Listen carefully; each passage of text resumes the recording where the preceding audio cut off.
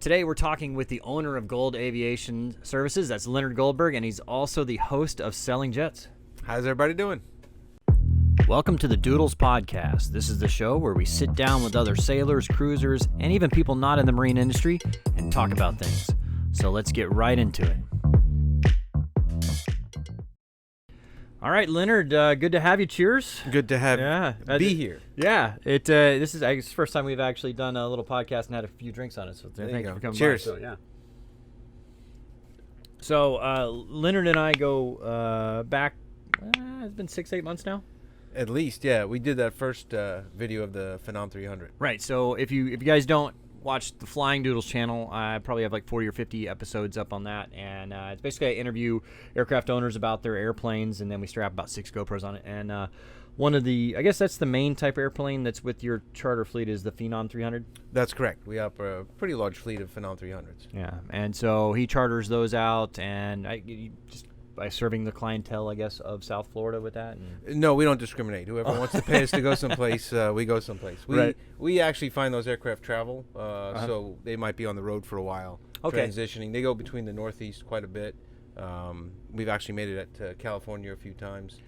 So, but our primary base is here in Fort Lauderdale, Florida. So is that, I mean, like when I was doing the charter stuff, sometimes we would do that where, like if the airplane was in New York, we just kind of sit there for 2 or 3 days, sometimes even without a trip, just waiting on a trip time to do that. Yeah, we do that somewhat. Fortunately, that airplane charters out very well, so it doesn't sit a lot. Mm-hmm. So we go from point to point. We have some of our own airplanes as well as manage some other people's airplanes. So those planes don't sit. They can't sit someplace because they also fly for the owner. Oh, right. So it's like a part. Well, it's, I guess. So a lot of the people that do own private jets, they'll put them with a charter company for the tax purposes. That and also defray some of their costs. Right. We can charter a couple hundred hours a year, give them a few $100,000. So generally speaking, for the aircraft owners, I mean, you're not really looking to make any money on that, though. I mean, you're looking to offset your costs, right? No, you can only make money if you truly lease it out. In other words, you buy it, you get the tax benefits, and then you lease it out 100% to someone for commercial purposes. Right. If you're an owner and that you want to use your airplane, you use it 100 hours a year, 150, not too much. Then you can give it to a charter company, and we can fly it a couple hundred hours a year and give you a couple $100,000 towards your operating costs.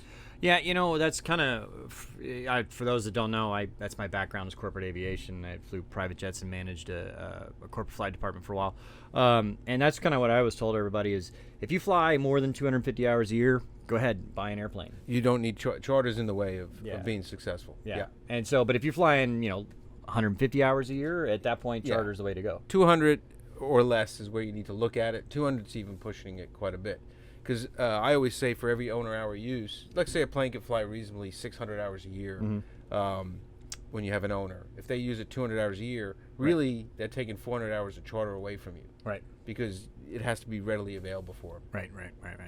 And so, I mean, I guess there are a few extra considerations, like when you're chartering, you have to do the 100-hour inspections, but you kind of roll that in with the... So really, for that airplane, it's a next-gen airplane, and the maintenance is the same. Is it? There's a little bit more oversight for 135, the charter regulations we fly under. Well, I mean, you kind of handle all that within your operation, right? That's correct. So you have your charter operation, and that your Phenom is listed as a type of airplane that you operate, and then so you've just basically had a template. So whenever you bring on a new client, especially if it's a Phenom 300 or a very similar type airplane, it's just cookie cutter, put it in there. Relatively speaking, there's always, it's a customer service business. So right. It's always to the customer's desires. Right. But I'm talking regulation-wise. Right. Yeah. So right now we're onboarding, and for an owner to manage an airplane, no charter for a CJ4, which is a similar airplane, just made by Cessna. Right.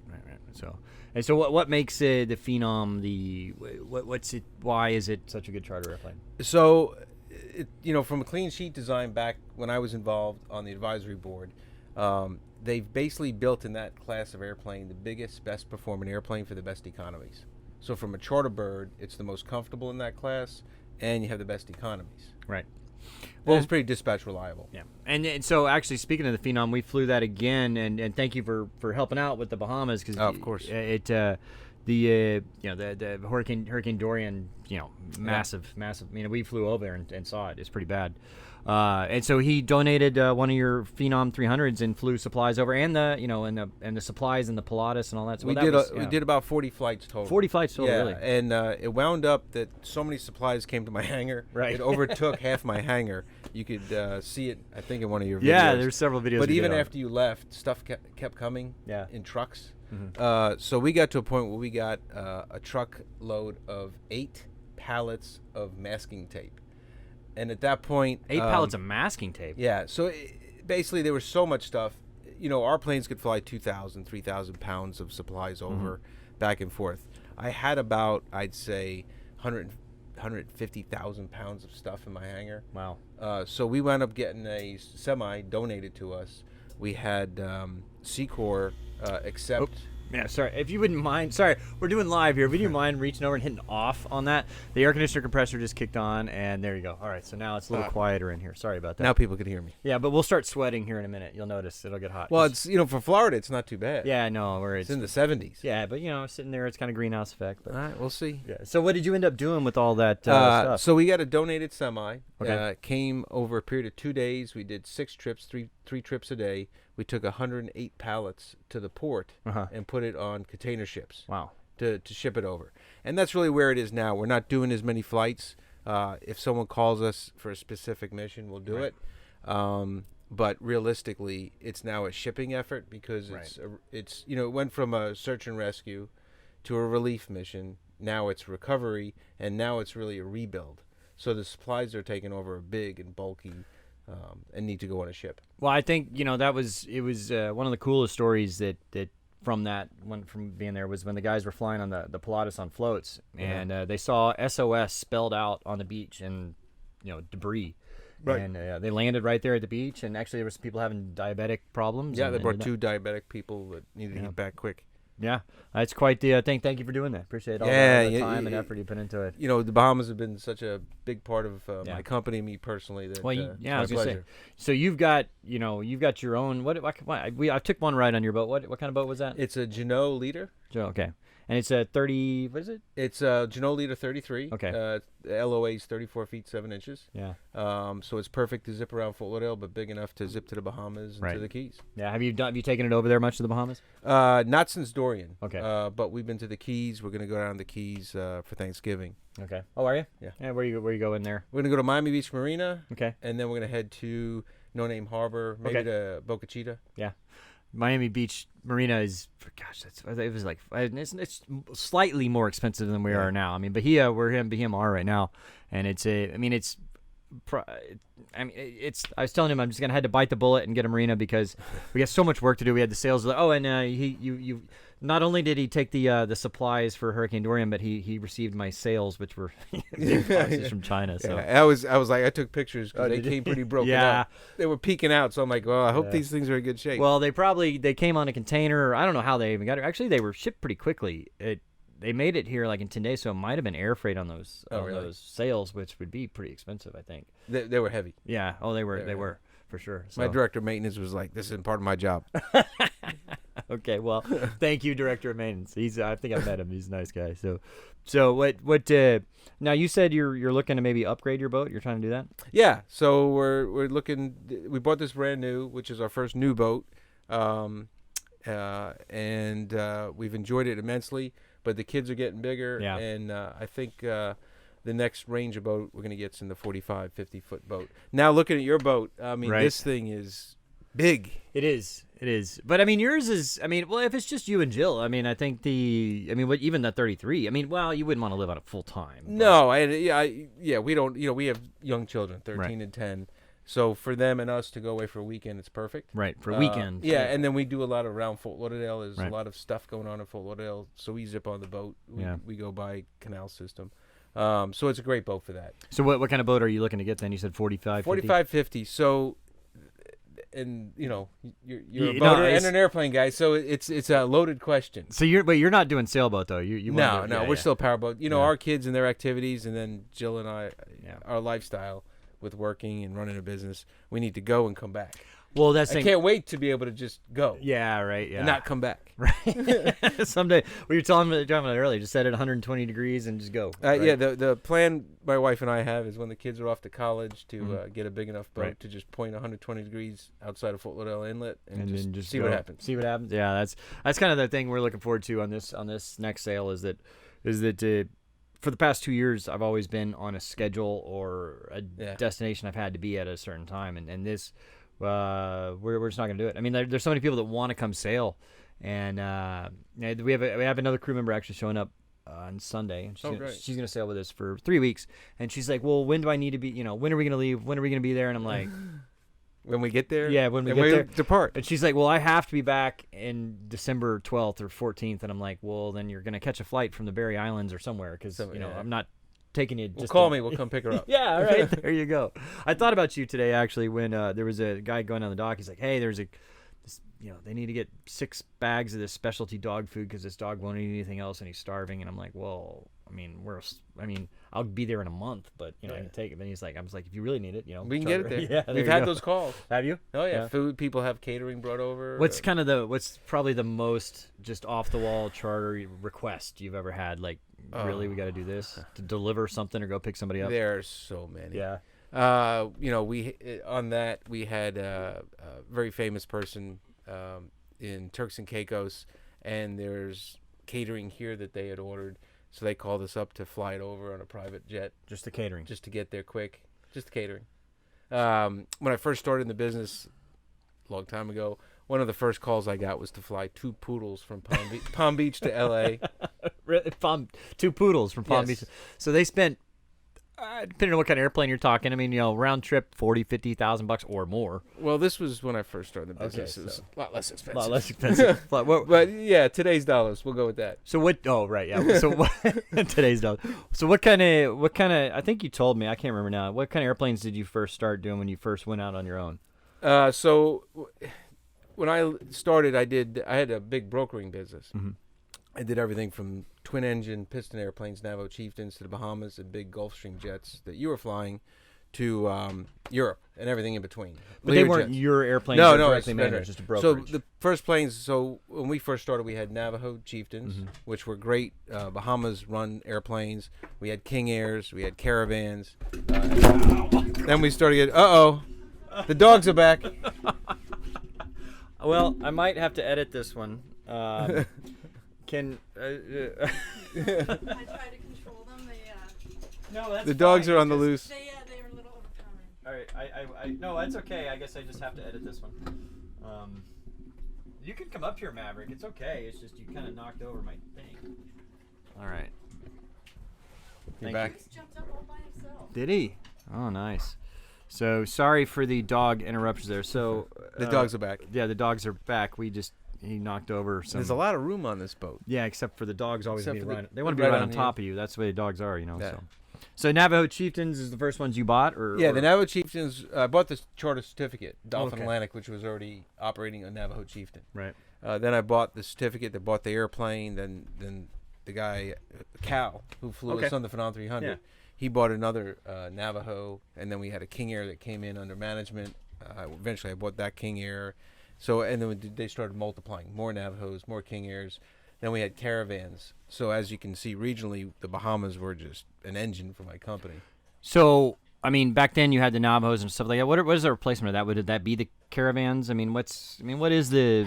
Yeah. So really, when you look at it, the Caravans are kind of a utilitarian airplane. Right. So the real replacement is like a PC-12 Okay. or a King Air. Mm-hmm. They're still running Navajos and Cessna 4.2s, but They're mostly like freight or whatever. There's some passenger ones, Are but you better back then I phased them out because they were 20-year-old airplanes. Well, now they're 40 and 50-year-old airplanes. Right. And yeah, even though if you maintain an airplane, heck, my first airplane that I bought was a 1956 Bonanza. Granted, I don't know, it probably wasn't the best move, but they can be, if you take care of an airplane, they can run a long time. Right, yeah, you got to overhaul the engines. We have stricter regulations for the maintenance, and if you comply with it, they'll go a long time.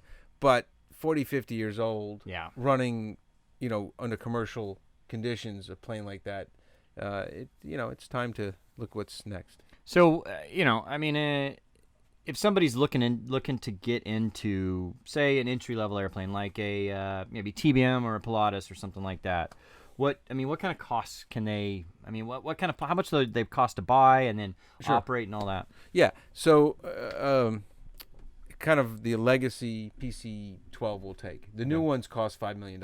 Okay. If you want an NG, they go back. I think they started the NGs in 2008. You're looking at $3.2 million and up. But if you want a legacy one for $2 million, obviously you sacrifice performance and it's a little older. Right. So your operating cost is a bit higher. But generally speaking, on a turboprop, with one engine, you reduce your cost and your fuel burn. Right. So that plane runs at about $800 direct operating cost, fuel, maintenance. So that's really not bad at all. And then you just have your fixed costs on top fixed of that. Fixed so cost with insurance going up and your pilot costs. If you're running it commercially, you're looking at a good $300,000 a year. Yeah. That's commercially. Yeah. And so what? Now you talk about the pilot costs. I mean, is everybody's talking about the pilot shortage, and the airlines are having a hard time with that. How is that affecting? I mean, charter. I mean, I'd imagine it's hard to keep quality pilots. Is it? Yeah. So we really have focused on culture. Very big on culture. So we try to get people that want to work for us. I mean, and that's what we're doing. We're working hard at it. Yeah. And we're trying to make a place people want to work. Me personally, I flew for an airline for 1 year, and the rest of my career I was corporate. I just enjoyed the corporate culture, like you said. I mean, it's you do a 4 or 5 day trip for an airline. I mean, granted, nowadays they're making really good money doing that too. But you used to, especially, you do a 4 or 5 day trip for the airlines. You're flying 8-10 hours a day.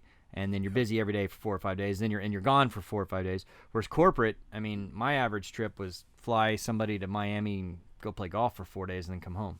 Yeah. So there are those, but sometimes there are busy days and there's days like that. There's days where we'll fly people to Nassau, Bahamas. It's in the Phenom. It's 45 minutes. Right. So you might do a couple of each those. way. Yeah. So you leave at 10 a.m. You're home at 3 p.m. That's your day. Yeah. But then we have trips where they'll go away for a few days. Yeah. So it's a balance. Yeah. Yeah, no, it's the only way to travel if you can do it. I mean, it's the only way to travel. Yeah. And so you're also involved in. So we went and toured. It was the what's Gilda's Club. Gilda's Club. Yes, yeah, thank from you. Gilda Radner. So I'm the chairman of the board. I've got 7 more months left under my tenure. It's a great organization. They're doing great things. So what does Gilda's Club do? So Gilda's Club is a cancer support organization. Gilda Radner, one of the original Saturday Night Live cast members, died of ovarian cancer. Right. In, I believe it was 91.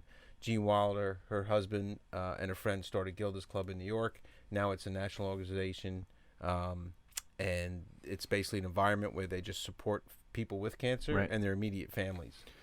It's really, my family's been really affected by cancer, and they do wonderful things. They're true to their mission. We had audited financials from last year.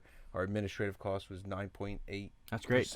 Right, 10% is the goal, right? Or 20% is the goal. Okay. And just run really well, and just everyone there, the people that work there, people on the board, we all just really believe in the mission and live it. Yeah, and we help a lot of people. That's good. No, I went and saw it's all over too, right? I mean, it's not just here in Fort Lauderdale. Correct. It's a national organization. Right. Yeah, because I went and toured the facility here. That was pretty nice. So Gilda's Club of South Florida. Yeah. All right, so I'll link to in the show notes. There'll be links to the South Florida Gilda's Club, and then the local stuff, or the international, or the national. And then also to Gold Aviation and stuff. So also, speaking of which, you are the host of Selling Jets. I'm one of the people on some of the episodes of Selling Jets. Oh, so it's not just one. No, they have guys in Texas. They have guys in South Florida. So it's just I'm on the episodes of Selling Jets. So last time I talked to you, that was maybe iffy if it's coming back. Do you know? Yeah, I haven't heard. They haven't said no or yes. Okay. Whether they're doing new episodes, it'd be season number 4. Mm-hmm. So we'll see. I'm sure it's fun to do. Is it a lot of fun to make? It's it is. Does it help you out, like, business wise? I mean, have you got any contacts? Some calls. Okay. People say, "I saw you in there, and you look trustworthy," and or you don't look trustworthy. So it's fun to do. It's good PR, and it's something different. All right. Well, anything else new going on that we need to know about? New and exciting. Well, the Dorian thing's still big news. Yeah. You know, we're not flying as much over there or that much, but it's a rebuild. You know, we're talking a decade. Yeah, I was gonna. You're gonna go over there. Yeah, well, we're not gonna do the Abacos just because. First off, I didn't even check my insurance to see if I could go there. I mean, a lot of boats, private boats, are not letting go over there because there's. Right. I mean, it changed the whole Topography, and there's so much debris and all that they're not letting you go. And then I mean, if I went over there, I mean, I could stuff this thing with a couple thousand pounds of stuff maybe, but that's what else? I mean, and then I don't know.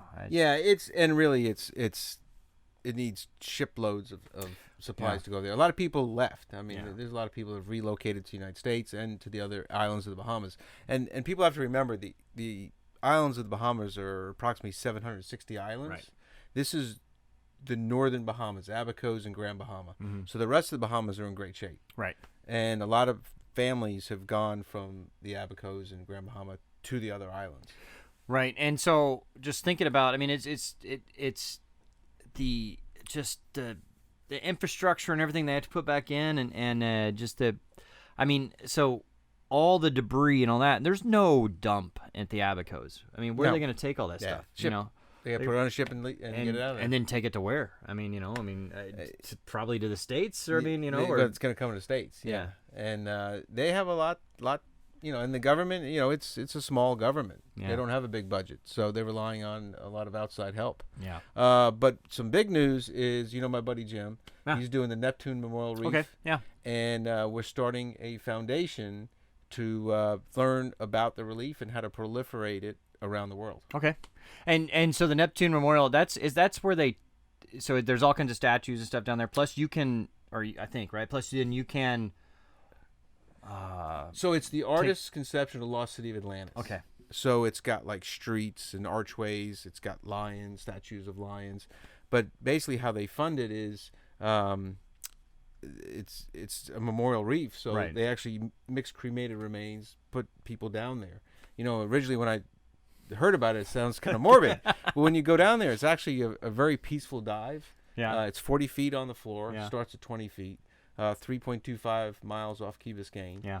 And it really turned out a lot different than I thought it would be the experience. I mean, so they mix the remains with the concrete or sculpture? Yeah, with the cement, and they have a starfish. They have many different kind of shapes you can go do, seahorses and stuff, and you're memorialized there forever. Yeah. Families buy columns. And, really? Yeah. Yeah. That's cool. But getting away from that, they want to do a foundation where they, the reefs are dying around the world. Yeah. So they want to learn how to. The reef is really abundant. You've got to make it out there. Okay. Yeah. But they want to learn how this reef is doing so well, and then take it worldwide and proliferate it around the world. That would be it's a great idea. You think about that. I mean, it's, okay, how much do people waste on a burial or something, or the casket and all that stuff? They're spending $5,000-$10,000 on that. If they spent a quarter of that probably and get their in a reef, and then they're helping the ecosystem. Yeah, absolutely. But so that's how they fund it, and it's just great for the environment. Yeah. Well, cool. So that's something new. We're just putting it together now, so I don't have information for you yet. That's right. Well, by the time this comes out, we'll link to it in the show notes. Great. And so we'll link to their website anyway, I think, right? So, yeah, okay. And so you keep in touch with that. If you're in South Florida, you want to go diving. So it's, Jim, is it Hussler. Yes, so, yeah. All right. Well, hey, I want to thank you for coming on. Thanks for having me, and I can't wait to enjoy this boat. It's you're gonna have to come huge. out. Yeah, well, we have to take a little test sail maybe to get the sails up and all that. So okay, when are we leaving? All right, let's go right now. So, all right, well, thanks again. Let's crack another beer here and hang out for a minute. So. Thanks for having me. Cheers. Right, cheers. There you go. Hey, go play your mic. All right, there you go. Cheers.